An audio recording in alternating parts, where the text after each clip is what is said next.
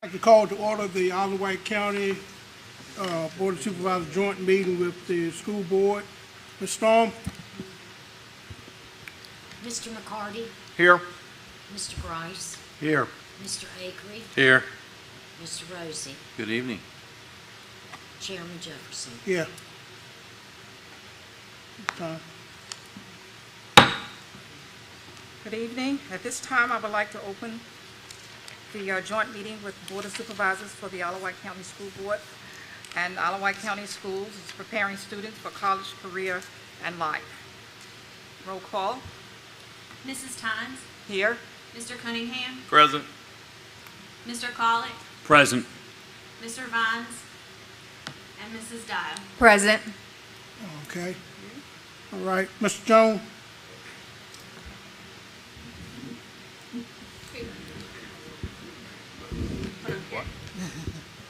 I believe someone was going to make a motion to amend the agenda. They're not going to do it now. The original agenda? They're going to go by the original agenda. All right. Thank you. Mr. Chairman, you'll need a motion to move to closed session pursuant to Section 2.23711A of the Code of Virginia for the limited purpose of a discussion of reports or plans relating to the security of school buildings and facilities and the safety of persons using such buildings and facilities pursuant to subsection 19. So moved. Any unreadiness? Hearing none? Ms. Storm? Mr. McCarty, Yes. Mr. Grice, Yes. Mr. Akery, Yes. Mr. Rosie, Yes. Chairman Jefferson. Yes. Mr. Cunningham. Okay. Madam Chair, I'd like to make a motion to go into closed session. This motion is that the school board go into a closed session to discuss security and safety plans and locations of security equipment and systems for all school buildings, as well as to discuss plans to ensure the safety of students, teachers, and members of the public in those buildings, as permitted by Virginia Code 2.2-3711A19. Okay, Madam Clerk. Second. Mrs. Dial, Yay. Mr. Colick, Yes. Mr. Cunningham, Yay. and Mrs. Tynes. Yay. Is it going out? Is it going out of closed session? We just go until we finish. Gavel out. Okay. We will reconvene after the closed session.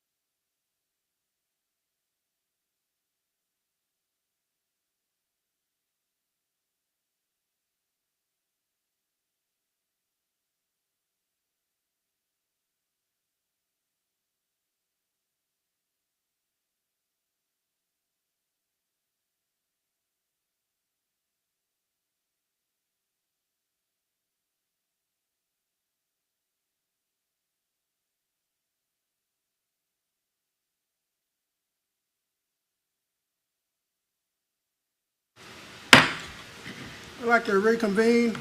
Mr. Jones? Mr. Chairman, you'll need a motion to return to open session. So moved.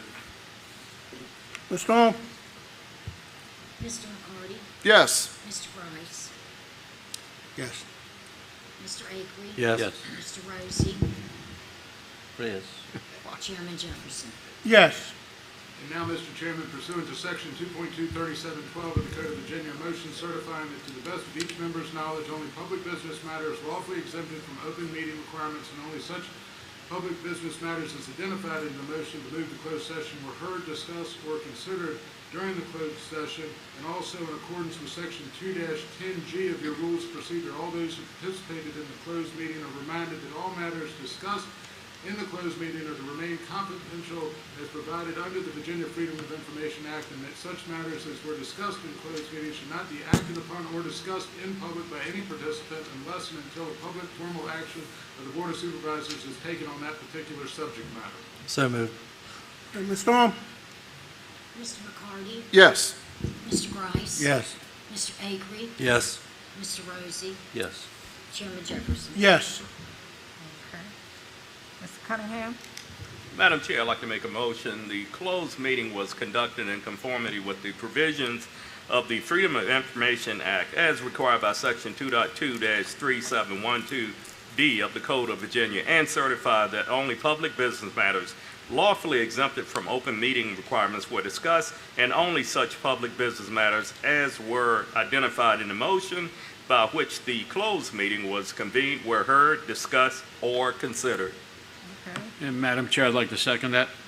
thank you. Mr. Cunningham? Yay. Mrs. Dial? Yay? Mrs. Tynes? Yay? And Mr. Colick? Yay. Thank you. Mr. Jefferson? So, okay, at this time, I would like to welcome everyone to this meeting tonight. We're glad to see everyone that's present, and we're glad that Dr. Kramer actually invited us to his home, his new home tonight. So once again, we welcome everyone on behalf of the Board of Supervisors. And I would like to welcome you all as well. And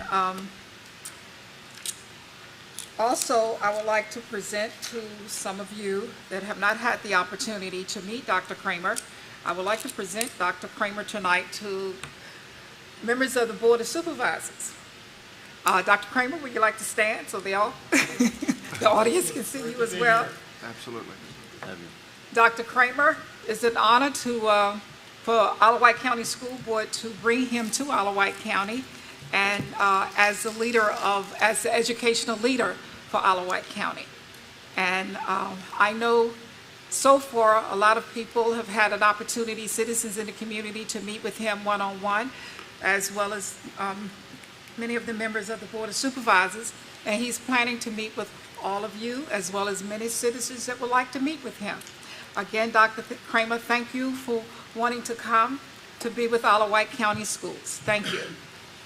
Thank you so much, Chair Tynes, and as you stated, I am absolutely looking forward to not only meeting all of our elected leaders. I had a chance to meet these gentlemen tonight and had a great discussion in closed session, but looking forward to meeting you one-on-one and having some conversations about your goals and how the school division fits that. So do look forward to having some individual discussions with you. Thank you, Chair Tynes, for this opportunity. Thank you as well, Board of Supervisors Chair Jefferson, for joining us tonight. And I want to thank all of you for coming out and working with us.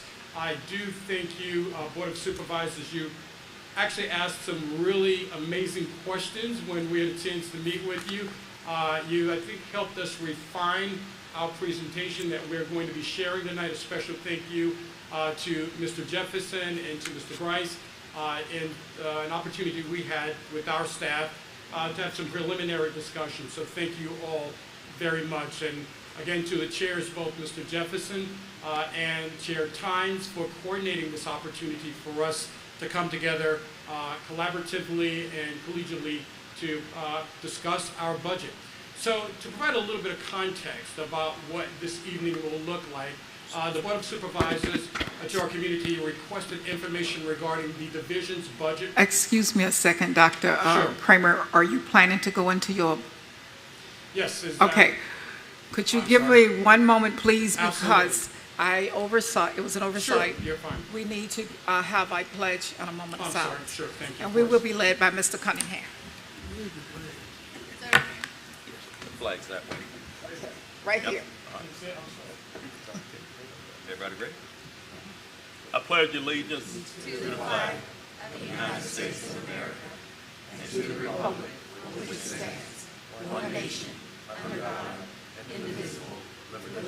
justice for all. Moment of silence, please.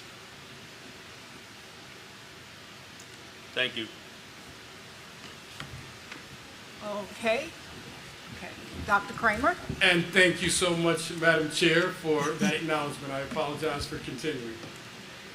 So to provide a little bit of context regarding tonight's meeting, again, the Board of Supervisors requested information pertaining to our division's budget and the Virginia Standards of Quality, which we will speak to a bit later in the actual presentation, better known as our SOQs. Chairman Tynes and, again, Chairman Jefferson from the Board of Supervisors came together and deemed that this would be the most appropriate venue to discuss that information. I would certainly be remiss if I did not acknowledge Mr. Keaton, the county administrator, and his staff, and I hope to get the names right here, Mr. Don Robinson and Ms. Stephanie Humphreys. All right, I got it right. Very good. Thank you all so much, and we've had some great dialogue, and you all have helped us, I think, refine our presentation, and hopefully tonight the presentation will be clear, concise, and comprehensive, and hopefully very informative for our community. So at this time, our staff will present our budget, and we will respond to some of the questions we were provided initially. We do ask you, both Board of Education members and Board of Supervisors, if you would hold your questions.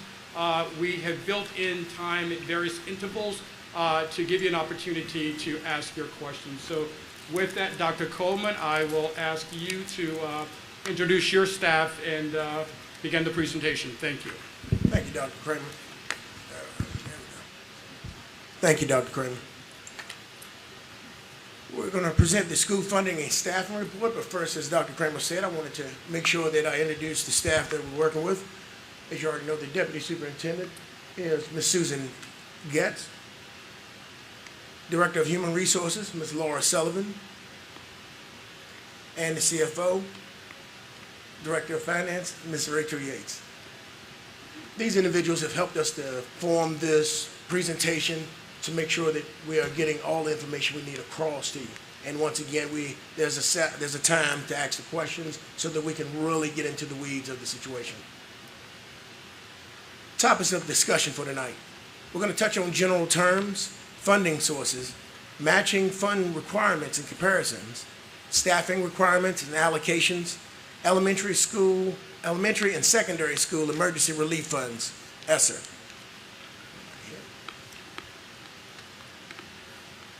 Good evening, and for those of you who don't know me, I am, or was, Rachel Yates, but now I'm Rachel Trollinger. That's okay. Not a problem, Dr. Coleman. I answer to Rachel. I actually answer to Tracy sometimes, depending on if Dr. Kramer wants my attention. So that being said, some of the terms we want to go over, just because we all have acronyms in our daily lives, and we want to make sure you're aware because we tend to use them, and sometimes we don't really explain what they are. So the first one is the standards of quality. What exactly is that? Well, we refer to it as the SOQs, which are the minimum requirements that must be met by school divisions.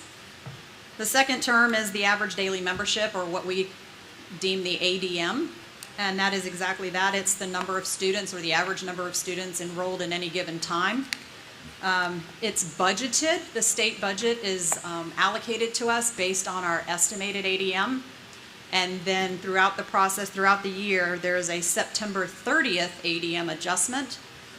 And then there is a March 31st ADM true-up. So our final payments from the state are based on our March 31st ADM each year. The next term is the required local match. And that's exactly that. That's the minimum funding that's required by the local governing bodies to appropriate to education. The composite index is a formula used to determine a locality's ability to pay, or sometimes we say that's how rich or how poor the locality is. That calculation is done based on 50% of your true value of real property, a weighted 40% of the adjusted gross income of the locality, and 10% of the taxable retail sales. And that number determines then the portion that's required, again, a minimum requirement by that locality. And then the last term is the elementary and secondary school emergency relief. You'll hear us say ESSER. It's just so much easier. And that's the additional funds that were part of the Coronavirus Aid, Relief, and Economic Security, or CARES Act, that was started in March of 2020. So the first thing we want to look at are, what are our funding sources? Where do we get our revenue each year? And so it's really broken down into 4 categories. We get the county revenue, of course, and the minimum being that required local match. We get state funds, and the state funds are broken down into 4 categories. Those of the standards of quality, our incentive programs, categorical programs, and the lottery funded programs. Then we receive federal revenue. Most of the time, our largest portion of the federal revenue are our grants. So some of the grants could be the Carl Perkins grant, the Title 1, 2, 3, 4 grants. We have special education grants. We also receive federal funding from our impact aid, which is our military reimbursements that we get based on those folks that live in our area that are military. We also have the JROTC reimbursement that we get, and some Medicaid funds. Our fourth bucket, as we refer to our fourth bucket of income, is the local revenue, and those items include things like our building rentals, our tuitions, not only for those students that come to our area from outside of the county, but also our preschool program, and then we receive E-rate reimbursements on some technology services. So next, wanted to show you, just with our revenue, where does our revenue fall? So if we break our revenue out, you can see that our state revenue is 56% of our total budget. The next largest is the county transfers at 34%. We do get 8% in the federal revenue and 2% in that other local category.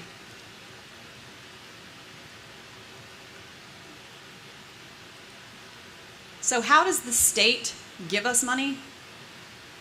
So there's 2 factors that are used. One of them is the ADM, or that average daily membership, and the other piece being the composite index. So they figure out, based on our ADM, what we're going to be funded from the state, and then our composite index determines what the locality at minimum must contribute. And in that first bucket of money, the standards of quality, these are some of the items that you'll see, some of the subcategories. So there's the basic aid, which is where the majority of your standard of quality personnel is funded. You have some textbooks, the gifted education program, special education, and the CTE programs. Then we have some prevention, intervention, and remediation. The benefits that go with those SOQ positions, so you have your VRS, your Social Security, and the group life. And then there's a smaller group that's based on projected enrollments with true-ups based on actuals, and that's the English as second language. And then we also receive sales tax and remedial summer school funds, and those items do not require a local match. All of the other items in that category require a minimum local match.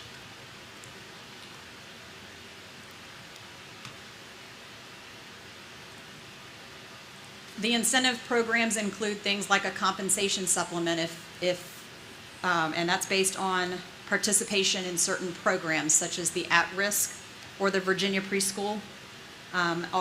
We also get a grant, which we call the VPSA technology grant. And then this year, is new to us, is the school construction grant program. And that does not require a local match, and neither does the school meals expansion. The next category is your categorical programs. which is probably the smallest piece, and neither one of those items require local match, and that's for school lunch and special education. The final source, which is completely subject to the actual lottery proceeds received, is the lottery-funded programs. And some of those, like your at-risk program, is partially funded through your incentive programs and partially funded through the lottery programs. We also have other programs such as your reading intervention, your K-3 primary class size reduction, your SOL algebra readiness, project graduation, CTE education, which is a small piece for equipment that is given to us for, and it is small, it's about between $5,000 and $7,000 a year. And then things like foster care and school breakfast. And you can see the asterisk items do not require a local match. So if we look at our budget in a beautiful little picture here that says our total budget, 74% of it is salaries and benefits. So it's people. And the benefits include their VRS, our required payment for their FICA and Medicare, our portion of their health insurance if they're in our health insurance program. So that is this picture shows that the large majority, if we cut anything, we're either cutting people or you're cutting part of that 26% or that $20 million that's all other expenditures that allow us to run the programs that we run.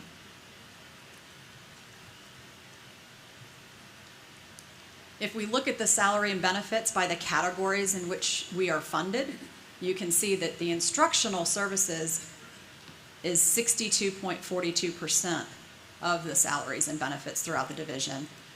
And throughout the other categories, you can see the next largest is the pupil transportation at 4.46. And a smaller piece there at admin, attendance, and health, which does include all of our attendance techs and our nurses at 4.31%. And you can see it's less than 1% at operations and maintenance because a large majority of our maintenance is outsourced.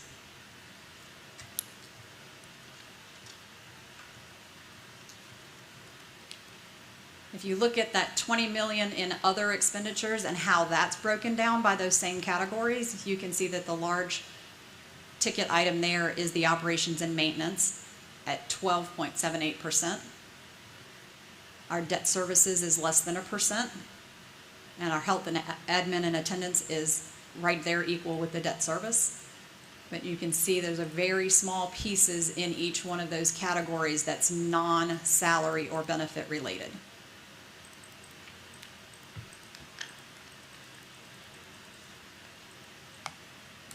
This next slide just does a comparison of the required local matches and local areas around us. So the first column there shows what's the average daily membership of each one of those localities. The second column there is their composite index, or again, how rich are they or how poor are they? And then it shows the state funding that they're getting this year versus their required local match, and then what is their locality actually budgeting for them for FY23. So for Isle of Wight, we have estimated 5,568 students on any given day.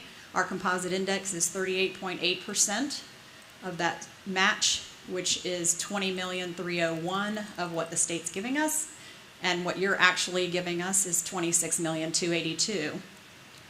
And we don't really want to focus on the differences in the comparisons, because what we want to really point out here is that we are very fiscally responsible by being able to implement innovative programs with the funds that we've been given, and we've continued to improve each and every year.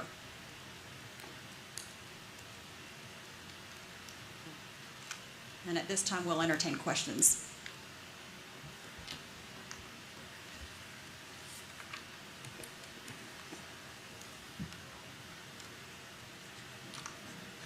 You're not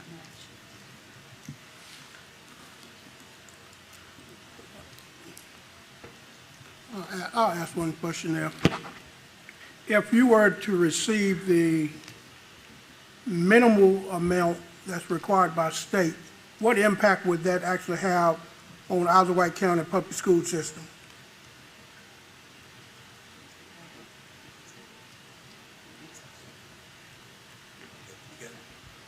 So if we only received the 20 million, that 6 million difference would have to come from that large pot of money, the salaries. So we would be taking teachers out of classrooms, or we would be cutting programs altogether, because the amount, the 20 million that's in the non-salary and benefits, it would be extremely difficult to cut 6 million out of that and actually have buildings stay open.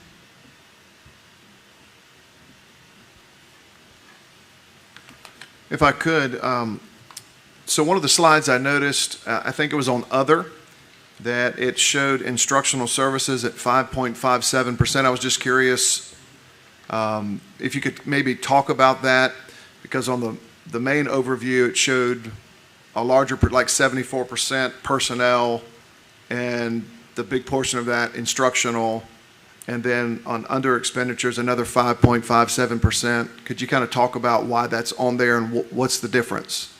So the salaries and benefits are the pay that the salaries and benefits that we pay our employees. The other slide of the 5% is all other expenses, such as our instructional material or our professional development, or the little bit that we have for replacing furniture, capital items that are instructional related, and that's what would be in that 5%. How much in that 5% is professional development? I do not have that number with me at this time. Okay. I'll let you guys go ahead. I have a question. You talk about administration.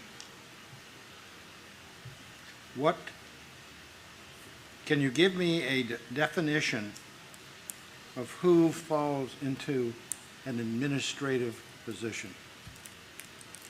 Within the admin, attendance, and health, that would be your superintendent. It would be your chief financial officer. It would be your director of health services. It would be all of your nurses. It would be the attendance clerk for the division, and the admin associates associated with those departments. Okay, if I recall, the superintendent, not trying to eliminate that job, Dr. Kramer, okay. Thank you. But the superintendent wasn't listed as part of the SOQ coming down from the state. So that would not, and I'm trying to be picky here, but that's it. So a person who isn't in instruction, okay? Dr. Coleman, is he administrative? Or is he No, instructional? he is actually in the child nutrition and food services. He's over maintenance, he's over operations, and he's over pupil transportation. So he is divided between those categories. He is not in admin, attendance, and health at all, and he is not in instruction. Okay. Your human relations, or your... Human resources is administration. Human resources and chief financial officer and the staff under those two are in admin, attendance, and health. Are there any SOQ positions currently funded or asked to be funded that are not a SOQ position in administration? Well, if we can table that question Okay. for now, because I think when we talk about the SOQ positions themselves, I think some of that will be cleared up. Very good. Insurance question, if I could. Sorry, guys, to jump in. I know we are self-insured, I think, for the school system. Yes, sir. Do you all consider that more as a benefit to the school system, or is it viewed as a liability? How is it managed? Is there a financial benefit as to a rate of return on monies unspent? Is it invested? And if so, what is the return and how is that money allocated?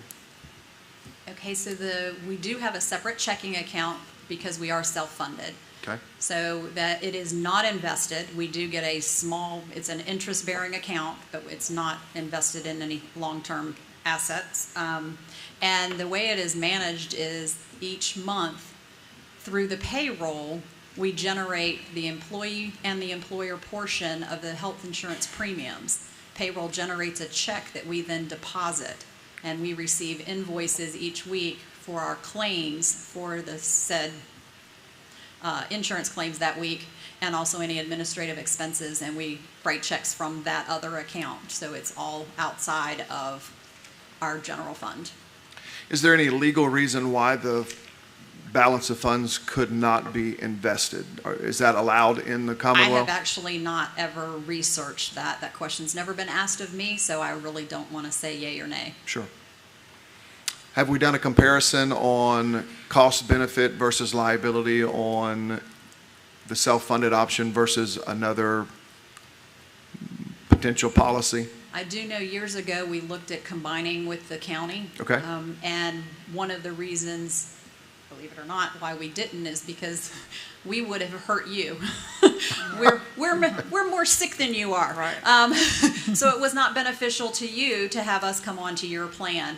One thing about getting out of the self-funded is it can be rather expensive because you have paid for your own stop loss, and now you're moving into somebody else's, but you have to wait 18 months to make sure there's not any claims from the past, so you have to keep a fund alive, so you're really running two funds at once for a period of time. Does the fund have a floor? It has a I guess you would call it a dotted floor. Mm-hmm. There isn't anything, we have actually had that account down to almost zero in the past. So there's no policy that the school No. has that says it shouldn't drop below a certain reserve? No, sir. Okay. I'll yield. Others. Joel? Don? Not yet. So from a school's perspective, I'll jump in. From a school's perspective, as you look at the finances, what seems to be the greatest strain or rising costs that the schools are incurring right now, and what do you foresee in the future as being potential detriments to school funds? So I think that one of the biggest questions we have is where is fuel going? We can't take our buses off the road, or we can't get our students to school, and we really have no idea what's happening with that. The second is increased costs in food themselves. Although the school fund is a self-funded entity of the schools itself, we still have to worry about that being a successful business. And costs are continuing to rise, delivery costs, the cost of the food itself. And so those are the first two. Also the cost in maintenance, just the materials that you need in order to maintain the items. We go out now and, quite honestly, the technology equipment. We get quotes, and within a very short period of time, because of the longevity that it's taking to get those items, prices change, and we've planned for one thing, and by the time they're going to get here, the price has changed and we have to pay something else. So those are really, I would think, at this point, would you? Right. And I had one more in there, will be the increasing cost of CTE, Okay. the CTE programs. As you know, we have state-known CTE programs. We have different individuals visiting the CTE programs from around the country at this time, and around the region, superintendents coming in to view exactly what we're doing. And in the process of building these CTE programs, there is more funds needed to continue to increase, to continue to keep up with the, I guess you can say, the standards of the industry at this time. So that is one more cost, keeping the CTE programs up to the excellent position that they're at this time. Do you see an issue in the future on pay scale and being able to compete for teacher salary? When's the last pay study been done? How do we rank in those kinds of things?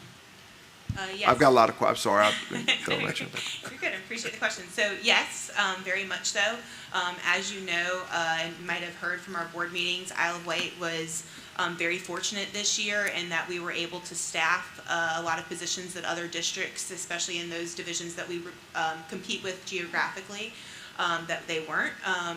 And so I think the biggest thing is once we get them here and looking at our study of why people are coming to Isle of Wight, it's about the reputation that we have for climate and culture, but we have to keep them here. And the retention of that is then in looking at how we pay them, what benefits we're able to offer them. So definitely, I am new to my role this year and looking at a pay study to look at comparisons. As you guys know as well, with COVID and the increase from the state, a lot of pay scales changed in the last year, so any pay study done prior to this year would not be comparable in terms of what we could look at for this year. So it's definitely something that needs to be updated and reviewed this year. So the pay studies are done by the state, or they're done regionally by the school division? How is that? Yes, we do our own. So we did, we are able to submit our pay scales to VSBA into a database. And then because we're willing to submit ours, we're able to have access to every other school divisions in one database. We did complete that, so we do have access to all other school divisions in the state of Virginia that offered theirs. And so we're able to do a pay study through that. How far behind, in your all's opinion, do you think Isle of Wight may be in pay, if any? Yeah, I would have to complete that pay study based on the numbers that were submitted this year, and those were just due on September 6th. If I may add, I think that's a great question. As Mrs.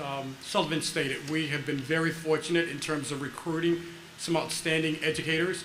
The challenge moving forward is going to be retaining those educators, and pay is certainly going to be at the top of that list. People are coming here because of the reputation of the school division, of this wonderful community, but pay, as our neighbors in surrounding jurisdictions are increasing their pay and their scales are going up, we are going to have to be competitive. So that is certainly something we're looking at, and we'll bring that information back to the Board of Education, and certainly that information will be shared with you, the Board of Supervisors as well. And one final thing that I had on my notes, I noticed, like, you have other revenues that the school is able to participate in. You got building rentals and those kind of things. Do you foresee those kind of things rising in the future in the area of other revenues? And if they rise, how are they managed? Is there restrictions on how you can spend them? How is that tracked, managed, and all that kind of good stuff? Good question. No, there is not any stipulations on how that money can be spent. Yes, we do foresee a change, and unfortunately, we see a change in the negative. We will be losing one of our churches that has been renting from us for quite some time now, as they will be building their own facility. So we don't know exactly the time span for that, but that's a large majority of what our other income was. And then beginning this year, of course, we lost over $200,000 a year once we settled up with the Prudence Center. So that was another other fund that was on our books up until this year. Okay. Yeah, could we go back to the pie that shows instructional services and so on? Yeah. I'm looking at that being the larger portion, and I'm curious what you have done to adapt to at least what has been said or projected, that students across the nation, because of COVID, are up potentially 2 years behind. And what allowances you've made for that, what kind of cost or expenditures you're making in this budget to compensate for that, and the additional instruction necessary to help our children catch up. And what, if you can share a little bit about that process. We're going to touch bases after this in the third set. We can touch bases and go more in depth with different things for remedial purposes and what we're doing for the future. But you have budgeted that in? Yes, it was budgeted in. Okay. I have a couple other quick questions, and they may be addressed later. And if so, just let me know. The first one was that we are now charging again for our students, or some students, for their lunches and for their breakfasts. In the past, the follow-up on collection has gone somewhat astray.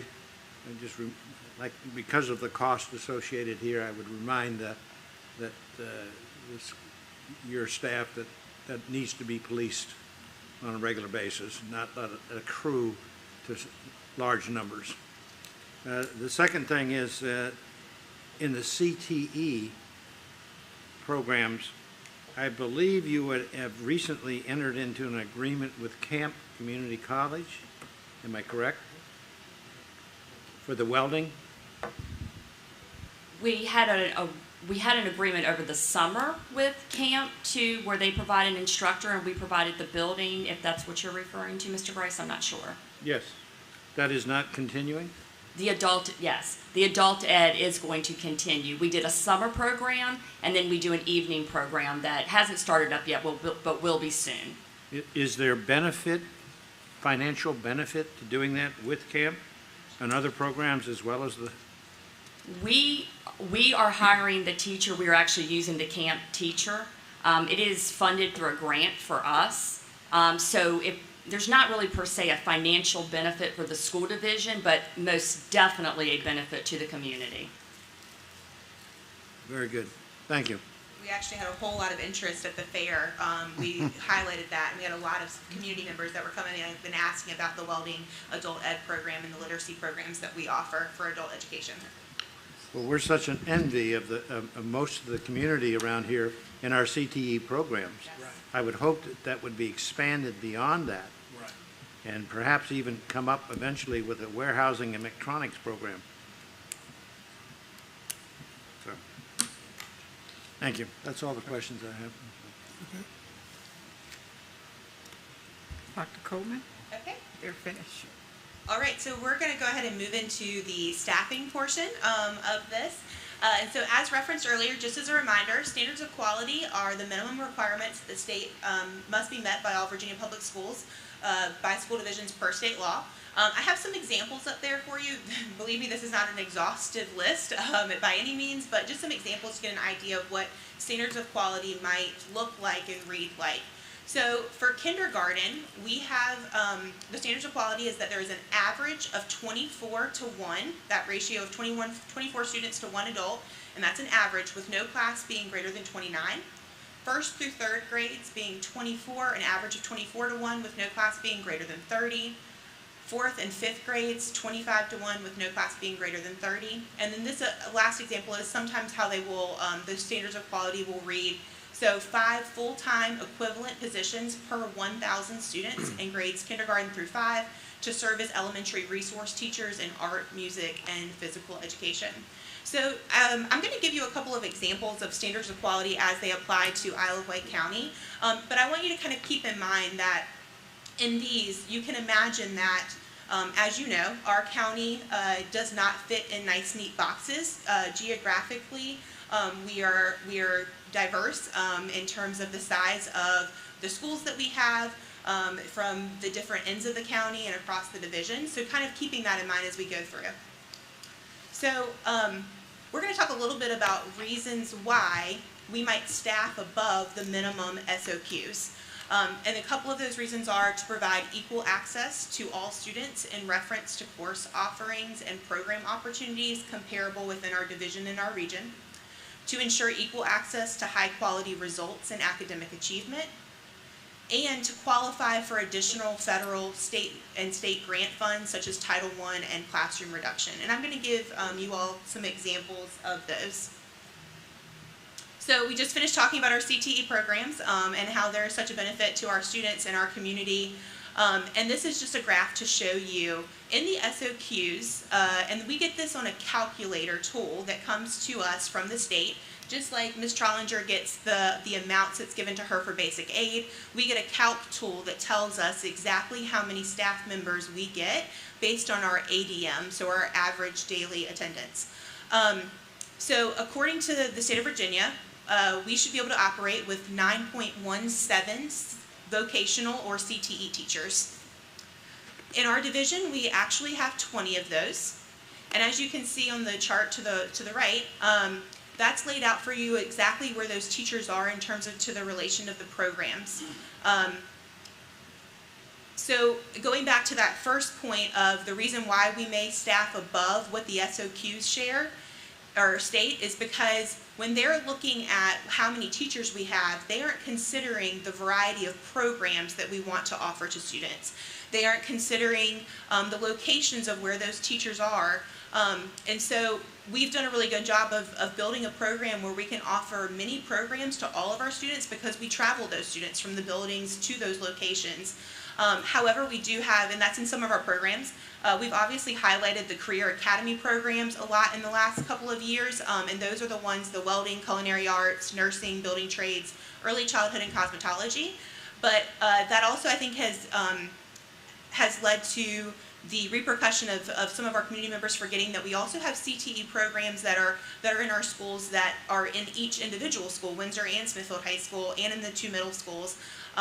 We have technology teachers, engineering teachers, marketing, and all of those fall under vocational teachers or CTE. Going back to that example of equal access to the same academic high-level programs, as you can see for elementary schools, when the calculator gives us the breakdown of how many elementary school teachers we have, remember, they're saying that average of 1 to 24 with no class being greater than 29, 30, right? So when they give us the teachers, they're basing it off of that average number. And we know that in our division that we don't fit nicely in those boxes in order to allow that to happen. And so as you'll see, some of those classes, whereas they give us 16 teachers, we have 20 in the first grade. Second grade, 15.78, we have 18. And so to speak to that a little bit as well, we also receive, we also receive those Title I and classroom reduction grants. Those grants are given to us because at 3 of our elementary schools, we qualify for those grants because of the percentage of students who receive free or reduced lunch. And so because of those, we're given grant money, but in order to receive that grant money, no class can be larger than 24. So even though the SOQs say the average must be 24, in order for us to receive that additional money to help with staffing and supporting of our students in a variety of ways, we also have to cap those at 24. And we believe and have made the decision that it is not educationally responsible for us to have classrooms of 29 first graders or 30 second graders. And we also feel and are committed to offering the same academic access to the number of student to class ratio at those schools where their free and reduced lunch is not at the same percentage as our other schools. So for example, Hardy, Carsville, and Windsor Elementary all meet those requirements. Carrollton and Westside do not. If we weren't committed to that, Westside and Carrollton potentially would have higher class sizes than the other 3 schools that are required to be below that in order for us to receive those funds. Okay, so secondary, you can see I have a little bit less definitive information for you on the right. And to explain that, the state calculator tool, they determine the money based on the students that we have. In 6 through 12, they give us money based on the number of students in each grade level. However, we don't staff our buildings in this way. You know, we don't have 10th grade teachers. We might have a geometry teacher that has 9th, 10th, 11th, and 12th graders in their class. And so in this, and also in the support positions, like those at non-school-based positions, they do not specifically clarify that this number of teachers for English is how many you get, with the exception of that one additional one that we get at the bottom, or for history, they tell us how many we get per the amount of students that we have. And so they, for secondary teachers, they give us 158.48, and we have 159. For a note of those of you who might be counting up the staff at the schools, this does not include your vocational teachers. Those are on a different line item. It also does not include your special education teachers. So these are your core classroom teachers in those numbers. Right. Our next slide is to talk a little bit about school-based staff versus non-school-based staff. This was a specific question that came up in some of our previous meetings. So school-based staff, within those 2 categories, there are individuals that fall on the support pay scale, the instructional pay scale, and the administrative pay scale. So both at the school-based and non-school-based personnel, you're going to have people who fall in those 3 different categories, and those 3 different categories are how they are paid on what pay scale: support staff, instructional, administrative. So school-based staff are those that are assigned to a school building. Windsor Elementary, Carsville, GTMS, I can list them all. Non-school-based positions are central office, technology, or transportation. So for example, at the school-based, you would have a instructional assistant, that's a support staff. You would have a classroom teacher, they're instructional. And then a principal or an assistant principal, they would be administrative. Non-school based, you would have an administrative associate, which would be support, a school psychologist who is instructional, and then a director who would be an admin. And so you can look at the numbers to see we are required to have at least 430.68. It's school-based staff.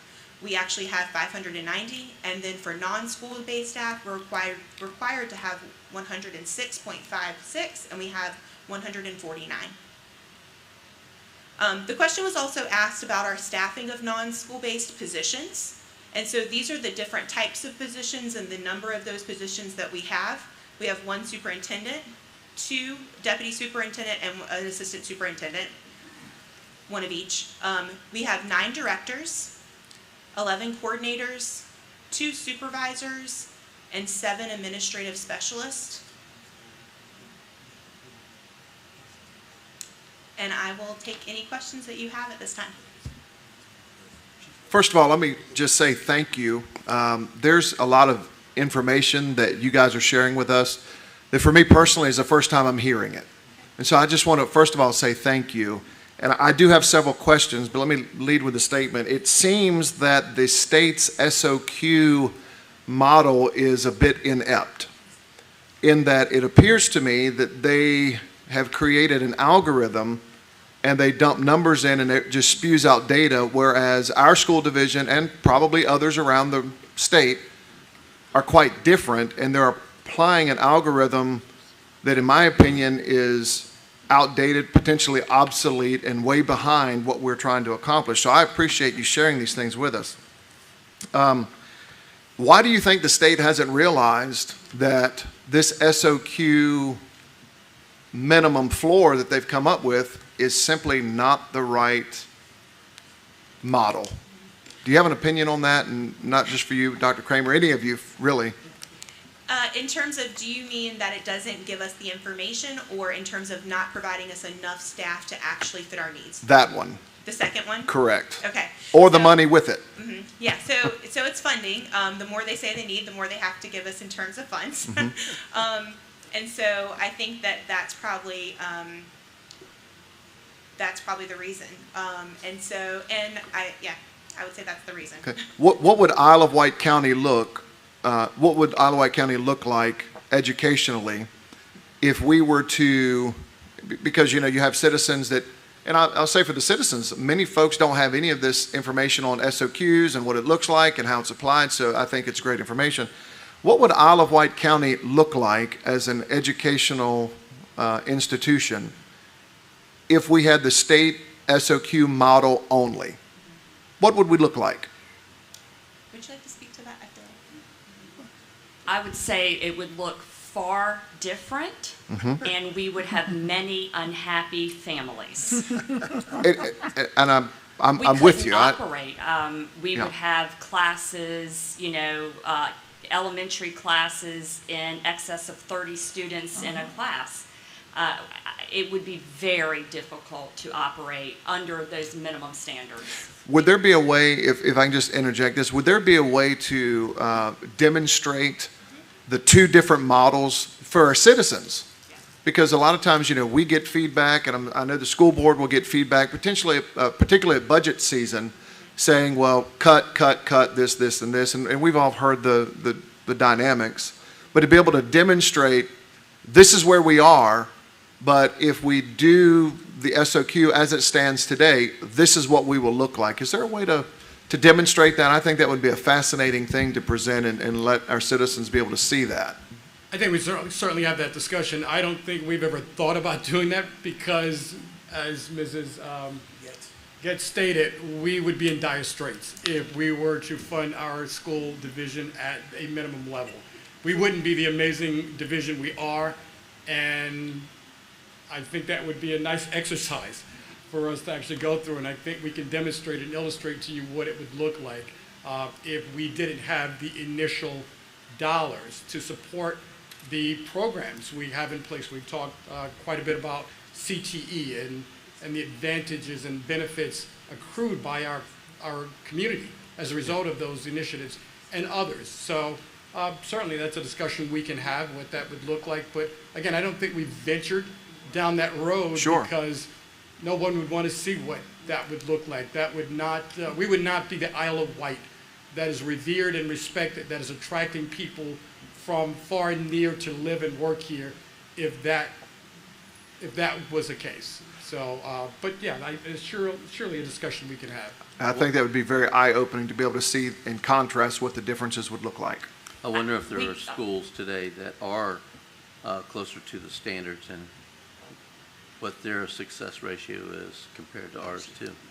They didn't hear you, Don. Say that. You got to get a little bit closer. Curious what some of the other school systems are doing, and if there are some that are closer to the SOQs, and how they would compare to what we're doing.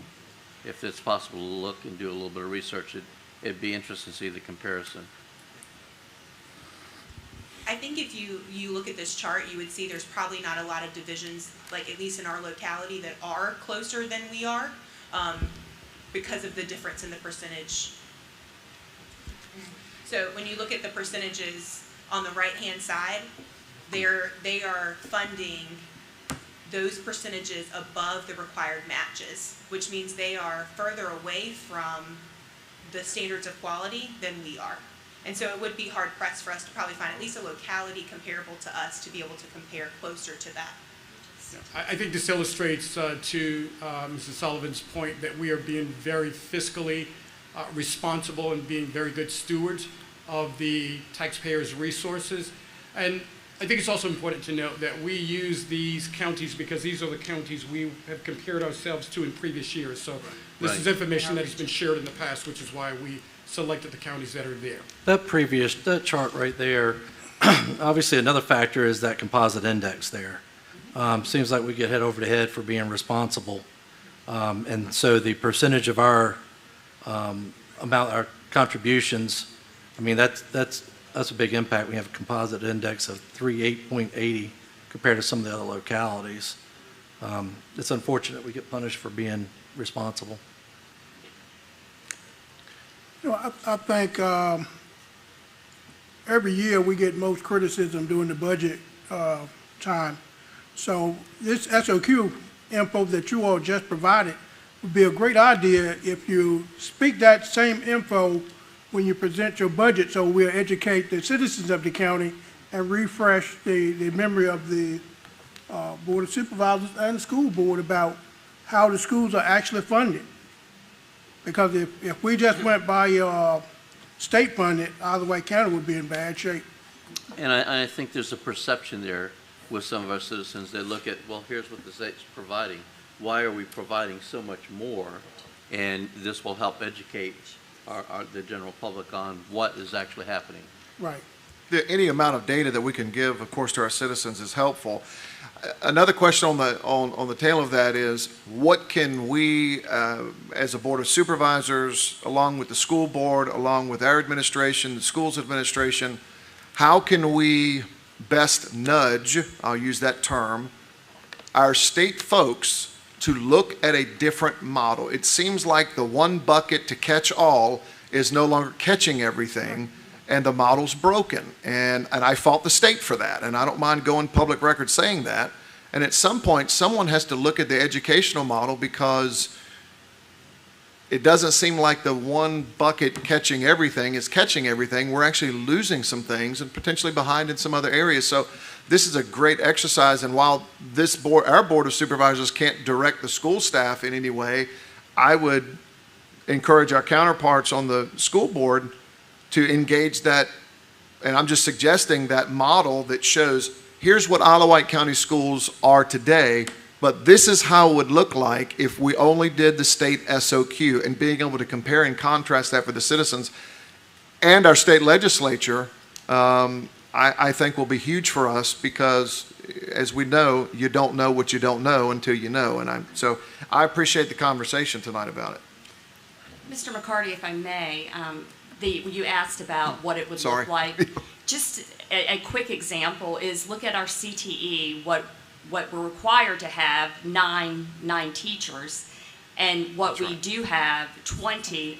Our CTE program is a wonderful program that prepares students for well beyond high school and offers them trades. This would not be possible with 9 teachers. No. And so that's just one piece that I can quickly point out to you. It would look nothing like it does right now. No, you have 11 programs with to your point, it would never take place.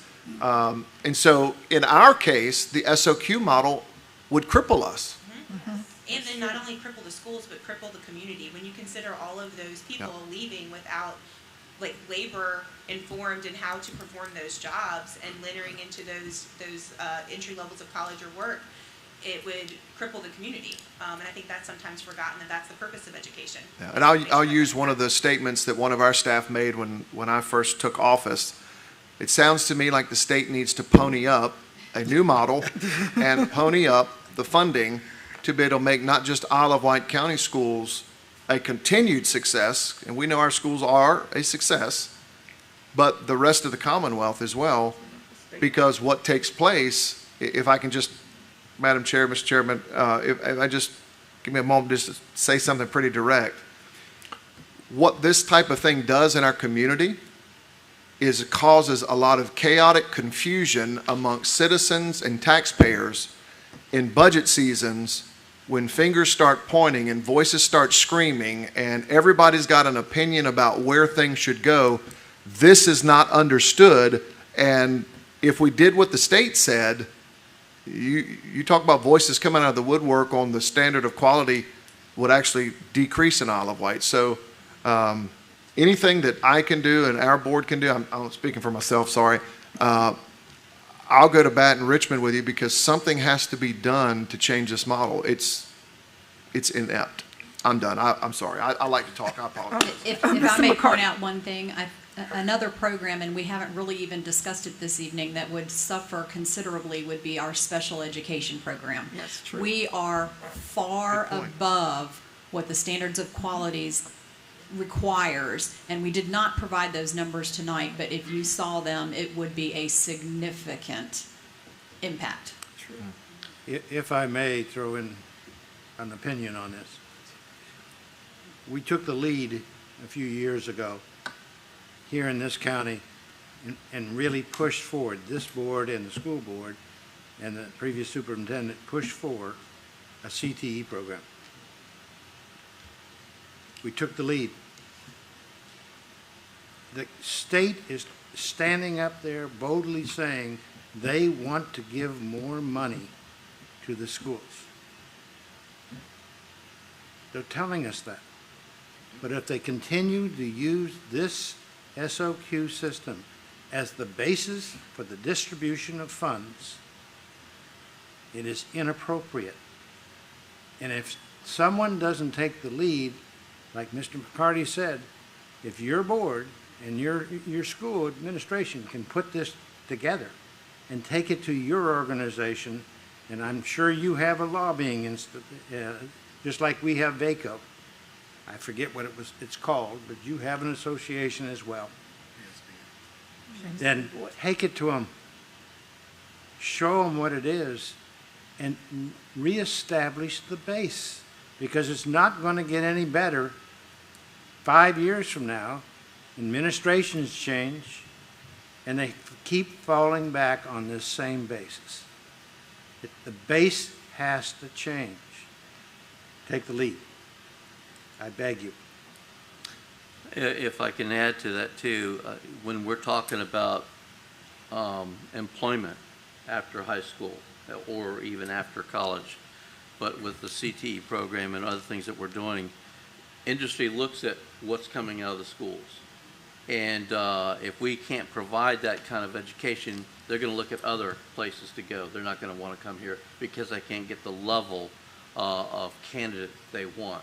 And so it's actually very critical to that, but also the other reciprocal thing is you know, we talk about our kids, we lose them to everybody else because they can go somewhere else and get better education perhaps, or they can get better jobs. We want to be able to provide for them, keep them home, have good jobs for them here, and this is directly affected by this very thing.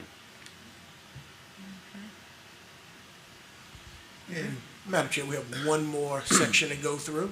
Okay, thank you. No, I just wanted to concur with the board members, what they all said. And Wight County, and I'm going to say this, and I said a lot, that I've always been thankful for the citizens for supporting the schools as well as the Board of Supervisors, because we've always taken the lead in quite a few things. I remember about 8-9 years ago, we took the lead in IT by presenting our students with iPads.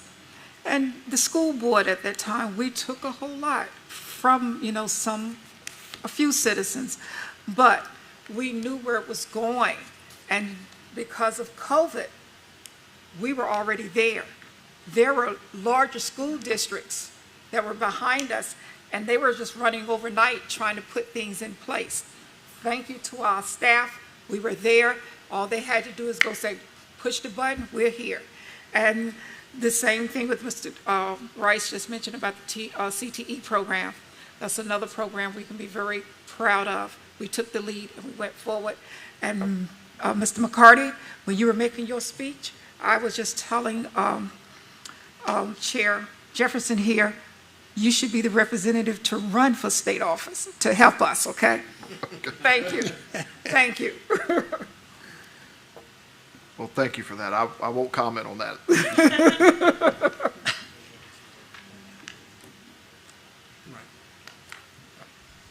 Madam Chair, the last section that we want to go through is the ESSER grants. I know you heard it a couple of times of ESSER, the Elementary and Secondary School Emergency Relief Fund. I want to just touch bases with ESSER. I know the community has heard ESSER, and how much funds have we gotten, so I just want to touch base. ESSER 1 was actually signed in to law March 27th in 2020. Now, there was very specific guidelines that we had to follow with ESSER 1, and just to name a couple of those guidelines was activities to address the unique needs of low-income children of students, children with disabilities, English learners, and students experiencing homelessness, foster care of youth. Another example of what we had to use the funds for was purchasing educational technology, including hardware, software, connectivity, purchasing supplies to sanitize and clean the educational facilities, and other activities that are necessary to maintain operations of services and continuing to employ existing staff. So these are the items. Awarded amount is on the screen. Network, computer technician, committee stipends, bus drivers, GoGuardian subscription, Google Chrome OS Management Console license, PPE, personal protective equipment, Chromebooks, student furniture, and benefits for all positions and stipends. At this time, when ESSER 1 actually appeared, we was awarded that schools were closed, but we still had to figure out a way to educate the kids. We still had to figure out a way to educate the students. We were starting to build. The whole country, the whole nation was starting to build. So the funds from ESSER 1 went towards that. Next, I want to touch bases with you concerning ESSER 2. ESSER 2 was signed into law on December 27th, 2020.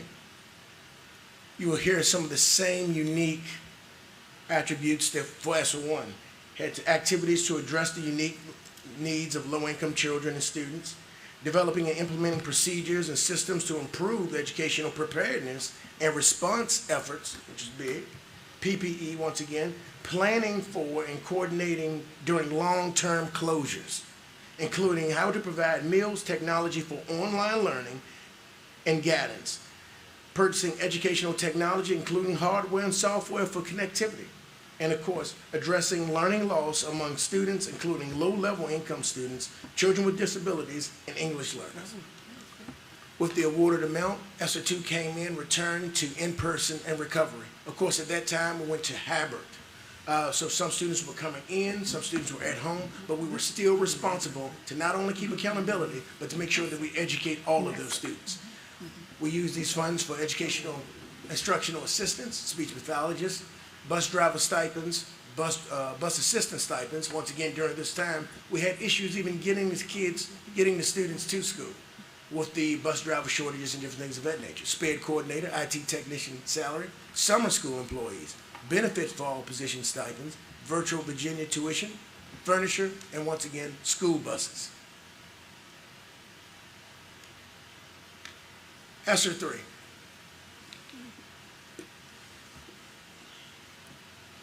All right. ESSER 3 was signed into law on March 2021. As you can see, it was for continued and recovery in prep. And I have on the slide continue recovery and prep because it's for prep. Some of the items that we purchased in ESSER 1, ESSER 2, and in ESSER 3 is for prep, just in case we have another a national, I guess you can say, not disaster, but pandemic, thank you. A national pandemic once again. We're already starting the preparation phases. We've already purchased several things, put different standards in place to ensure that we're not stuck where we were at that first time. Once again, some of the activities was activities to address the unique needs of low-income children and students, planning and coordinating during long-term closures, and purchasing educational technology, including software. There are a list of items here and regulations, so just wanted the community to know and yourselves to know that the ESSER money had to be spent in a certain way.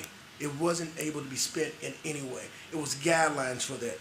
So we spent it in the clinic assistant salaries and benefits, interactive whiteboards, improvements to the CTE nursing facility, mobile classrooms at Carsville Elementary, SPED office facility, the locker replacement for social distancing at Smithfield High School, repair on the closed loop cooling tower at Georgia Tower, removal and replacement of carpet, furniture, MacBooks and iPads and Chromebooks.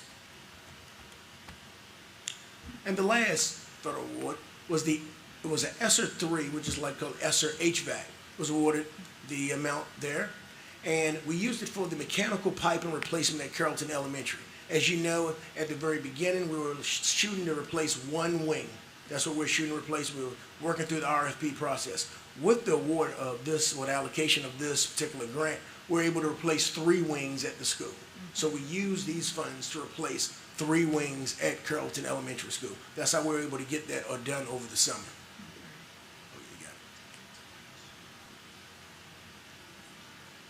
Yes. And then I believe there were some questions specifically about building into the budget to support the loss or the recovery of student learning during COVID. The ESSER funds, as you can see on this slide, speech pathologist, SPED coordinator, IT technician salary, and then I think there was one. Was that it for those? Those were all built into the budget and locally funded after the 2022-2023, or in this school year. So those were positions that were built in to support that recovery. So speech pathologists, we know that there's data to show that there's more speech delays in students since COVID. People were wearing masks, students weren't involved in pre-K as much. Also, special education has seen an increase in its referrals since COVID. And so that was added an additional SPED coordinator, IT technicians. We obviously have purchased a lot more devices in preparation for future concerns where we have to move into virtual learning. And so to maintain those devices and to keep that as part of our daily life, so if we ever have to do that again, we're much more prepared. That technician salary is also there. Additionally, those instructional assistants, we have 20 first and second grade IA positions that were funded last year and this year. We saw a large increase of transition concerns when it came to bringing students to the elementary level because they had not experienced your typical pre-K kindergarten, and so those first and second grade IA positions were funded to help with those students as they transitioned into a more traditional schooling model. And so those are all ways that we used ESSER and budget funds in order to support those things.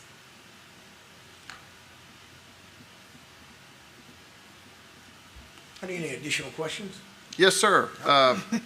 First of all, again, thank you again for sharing this. So these are federal dollars that came directly to the school system. So you mentioned they had each category had to be spent a certain way.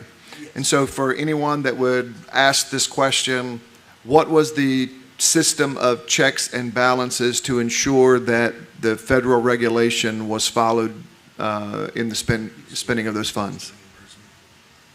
So this federal grant works the same way as our other federal grants, meaning we have to spend first and ask for reimbursement. So it goes through a process at DOE to verify that we have all of those things in place, or they will deny the request. And how long is the delay in the reimbursement once submitted? It's normally a week to 10 days. Wow, they move quicker on that than other things. Okay. Yes, they do. They are very quick, too, to make sure that we get it all spent. So we get pretty much monthly reminders of our due dates and when it all has to be encumbered and our final reimbursements have to be submitted. I wanted to also add on that it's an application process also that is checked at the state level, at the federal level. So we tell them what we plan on doing with the funds, and it's either denied or approved based off of the regulation that goes along with that fund. So each one of those items were approved based off of the regulations with that fund.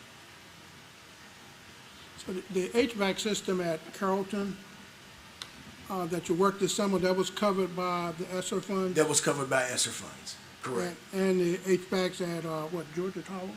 Georgia Tower, yes, that was covered by ESSER funds. Federal funds, so that saved the county Yes, a lot of money in return. absolutely. Right. Are there any unspent? All funds are allocated at this time. ESSER 1 and ESSER 2 are completely delineated. It's completely all spent out.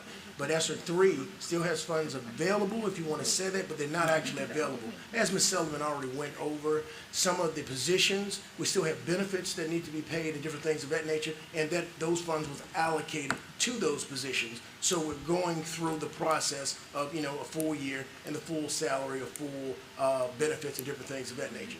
So, would you say the money might be in the account, but the money is already allocated out based off of the positions that we have already contracted out?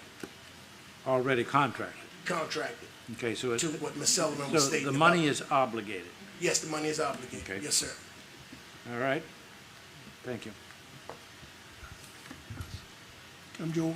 Anything? Don? Don? Okay, is that it? That's it? Everybody finished? That is it for the presentation. If there's no more questions. I do have one other question. Yes, sir. And that is, it's my understanding that recently you received 2.3 million in capital funds from the state. Is that correct? It is budgeted for us to receive. We receive the payments twice a month with the rest of our state payments, and we will receive that all year through June 30th. And the allocation of those funds is? I believe it's 2.3 million. The construction grant, okay, just want to make sure we're on the same page. I've been working with Mr. Keaton on a couple of different things. Want to let you know, it's similar to what Mr. Jefferson stated earlier.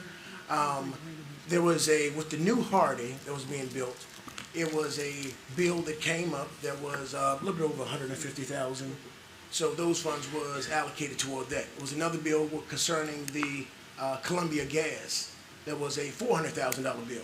Both bills I went directly to Mr. Keaton, and Mr. Keaton addressed it, and we worked through that process to use those funds to use that set of funds for that.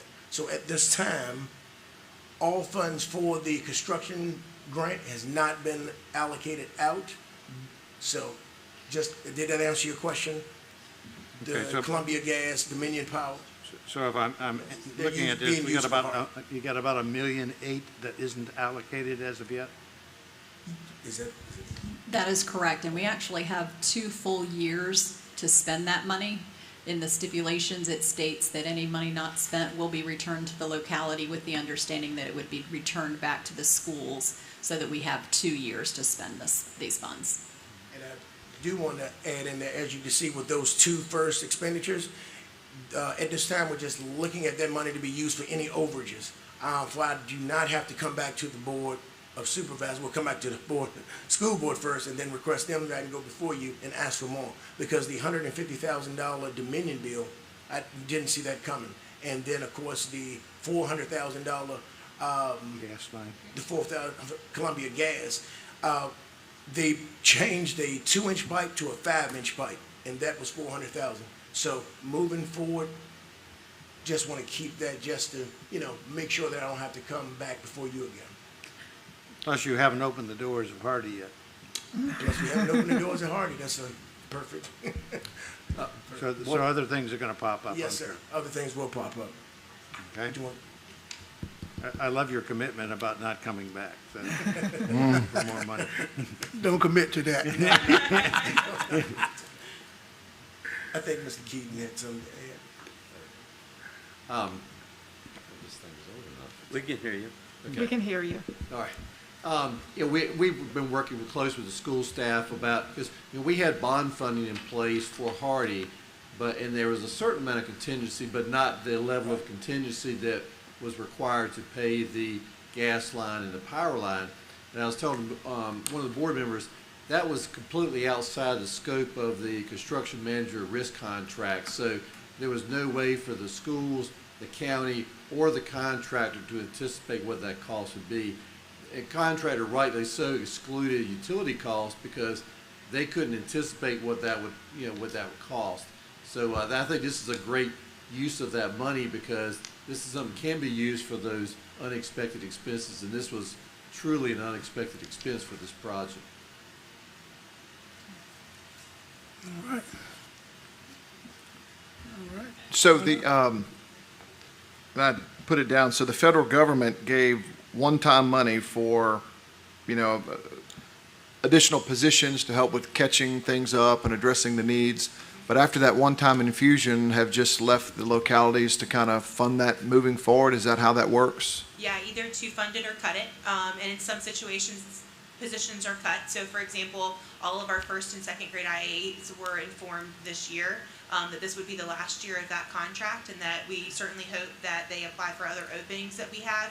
But our hope is that as these students who would have been in kindergarten coming in during that first year of COVID, as they transition out and get into the third grade, that we'll no longer need those. And so again, that's a fiscally responsible decision to make, to cut a position that we no longer need when we no longer need it. And so we're very appreciative of the work that they've done with the students so far and continue to do now, and hope that we can keep them on as staff in attrition through other positions. Thank you. Okay. Any other questions? Hearing none? Wait. Go ahead. Just before we go adjourn the meeting, Chair Jefferson and myself, as well as Mr. McCarty, we were thinking that we would have this meeting again, different subjects, during the budget season for the school board, prior to us presenting our budget to the Board of Supervisors. And hopefully we can schedule something after the public hearing. Okay, so I guess that would be Dr. Kramer and Mr. Keaton. Work it out for us, okay? We welcome that opportunity, Okay. and I really want to thank both you, Board of Supervisors, and the Board of Education for this opportunity. I think this was very informative for all of us. I've learned so much through this process, and most importantly for our community. So thank you both. Thank you. Thank you. Okay, All right. Mr. Jefferson. Thank you. This meeting is now adjourned. Meeting is now adjourned. Thank you.